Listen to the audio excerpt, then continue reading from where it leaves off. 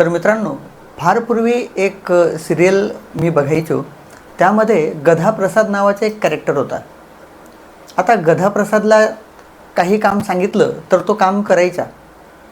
पण जर समजा त्याला सांगितलं की गधाप्रसाद पाणी लेके आओ, तर गधाप्रसाद काय करायचा, 2 बादल्या भरून पाणी घेऊन यायचा. आणि मग त्याला म्हणायचे, अरे गधाप्रसाद, नहाने के लिए नहीं, पीने के लिए ये पानी चाहिए. मग तो गधाप्रसाद म्हणायचा, अच्छा. मग तो मध्ये जायचा आणि परत 2 ग्लास किंवा 1 ग्लास पाणी घेऊन यायचा. येस, आपला AI म्हणजे गधाप्रसाद. आणि जसं गधाप्रसादला सविस्तर काम सांगावं लागतं, जसं गधाप्रसाद मला पिण्यासाठी 1 ग्लास पाणी घेऊन ये, आणि गधाप्रसाद बरोबर 1 ग्लास पाणी आणू शकतो. त्याला जर सांगितलं गधाप्रसाद मला पाणी आण, तर गधाप्रसाद बादली भरून पाणी आणू शकतो. आणि AI सुद्धा असंच आहे. AIला जर आपण व्यवस्थित काम सांगितलं तर तो व्यवस्थित काम करतो. अगदी तुम्ही सांगाल त्या पद्धतीने काम करतो. आपली सांगण्याची पद्धत आपल्याला समजली पाहिजे. आणि आपल्याला जे अपेक्षित आहे, आपण जे त्याला सांगतो, यालाच आपण AIच्या भाषेमध्ये म्हणतो प्रॉम्प्ट. AIला आपण जे कमांड देतो, जे त्याला काम करायला सूचना देतो, त्याला आपण म्हणतो प्रॉम्प्ट. तर जर तुम्हाला योग्य प्रॉम्प्ट द्यायला जमला तर तुम्ही AIकडून काहीही करू शकतात. आणि प्रत्येक AIचे टूल हे प्रत्येक वेगवेगळ्या कामासाठी वेगळं असतं. जसं वेगवेगळ्या कामासाठी वेगवेगळे AIचे टूल्स आहेत. जसं मला खिळा ठोकायचा असेल तर मला हातोडी वापरावी लागेल. करवत किंवा स्क्रूड्रायव्हरने मी खिळा ठोकू शकत नाही. मला हातोडीचा वापर करावा लागेल. मला एखादी वस्तू लाकूड कापायची असेल तर करवतीचा वापर मी करू शकतो, तिथे हातोडीचा वापर करणार नाही. म्हणजे वेगळ्या कामासाठी वेगळं टूल. तसं आपल्या रिक्वायरमेंटनुसार आपल्याला वेगवेगळे AIचे टूल्स, AIचे प्लॅटफॉर्म्स वापरावे लागतात.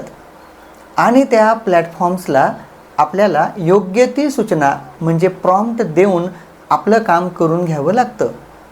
आणि हे सगळं करणं काय खूपच कठीण काम आहे असं नाही आहे.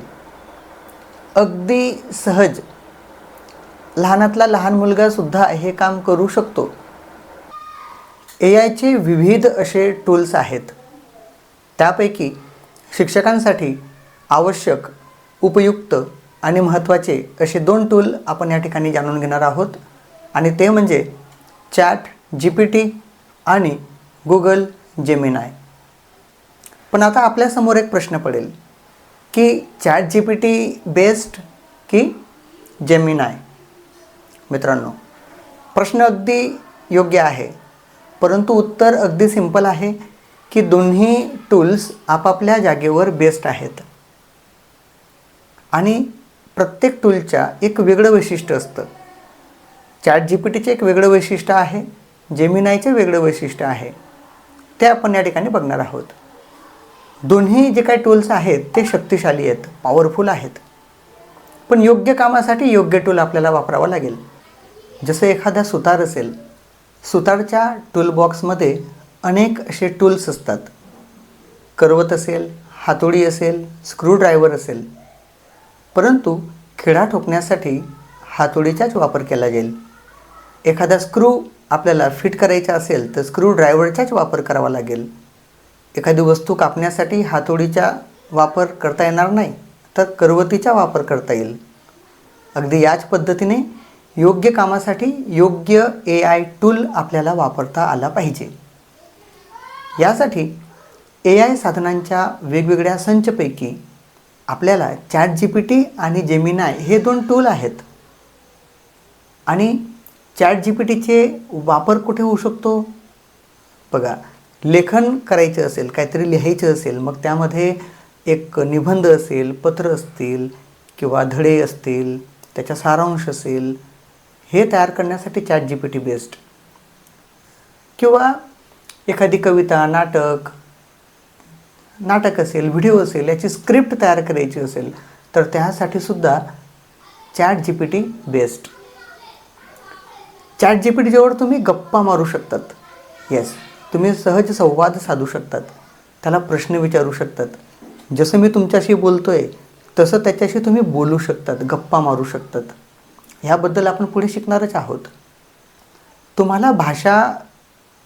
तुम्हाला इम्प्रूव्ह करायची असेल किंवा तुम्ही भाषा विषयाचे शिक्षक असाल तर अगदी तुम्ही मराठी, हिंदी, इंग्लिश, गुजराती कोणत्याही भाषेमध्ये त्याच्याशी गप्पा करू शकतात.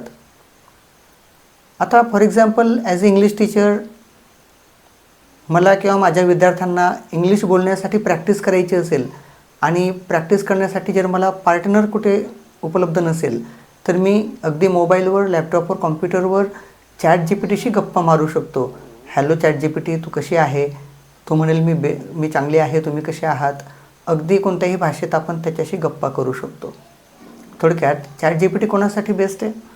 तुम्हाला काही लिहायचे असेल, स्क्रिप्ट तयार करायची असेल, सारांश लेखन तयार करायचं असेल, तुम्हाला कन्व्हर्सेशन करायचे असेल, भाषा इम्प्रूव्ह करायची असेल, त्यासाठी ChatGPT बेस्ट. जेमिनायचा वापर कुठे करू शकतात? तर जेमिनायचा वापरसुद्धा संशोधन करण्यासाठी, रिसर्च करण्यासाठी करू शकतात. त्याचबरोबर आता जेमिनाय हे गुगलचे प्रोडक्ट आहे. आता गुगलवर सर्च आपण करत असतो, वेगवेगळे कीवर्ड्स टाकून आपण गुगलवर सर्च करतो. तर संशोधन कार्यासाठी जेमिनाय हे बेस्ट असू शकतं. त्याचबरोबर तुम्हाला गुगल वर्कस्पेस म्हणजे काय? गुगलचे अनेक असे टूल्स आहेत. जसं गुगलचे डॉक्युमेंट्स आहे, गुगल डॉक्स आहे, गुगल शीट्स म्हणजे जसं PPT काम करतं तसं गुगल स्लाईड आहे, गुगलचे एक्सेल आहे, त्या पद्धतीने गुगल शीट्स आहेत. जसं मायक्रोसॉफ्टचे एक्सेल आहे तसं गुगल शीट आहे. मायक्रोसॉफ्टचे पॉवर पॉईंट प्रेझेंटेशन आहे तसं गुगल स्लाईड्स आहे. तर याच्यावर तुम्ही अतिशय सुंदर काम करू शकतात गुगल जेमिनायचा वापर करून.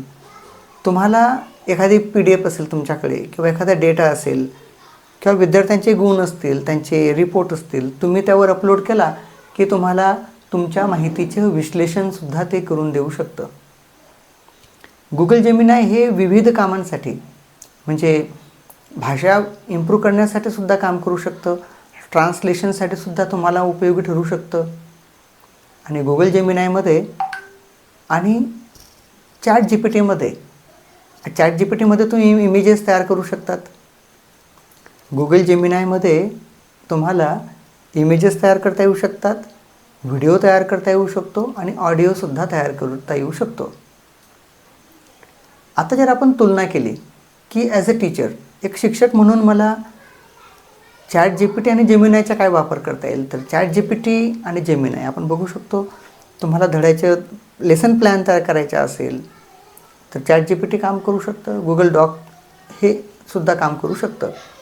प्रश्नपत्रिका तयार करण्यासाठी सुद्धा तुम्हाला ChatGPTचा वापर करता येऊ शकतो. गुगल जेमिनायसुद्धा ते करू शकतं. कविता लिहायची असेल, एखादा लेसन तुम्हाला तयार करायचा असेल, लेसन प्लॅन तयार करायचा असेल तर ते काम करू शकतात. जेमिनायमध्ये एखादा यूट्यूबचा व्हिडिओ तुम्ही त्याची लिंक दिली तर त्या व्हिडिओची सारांशसुद्धा तो तुम्हाला काढून देऊ शकतो. आता ChatGPT आणि जेमिनाय यांच्या जवळपास सारखा उपयोग आपण करू शकतो, परंतु कुठे ना कुठे ते कमी जास्त प्रमाणात आपल्याला त्यांचा वापर करता येतो.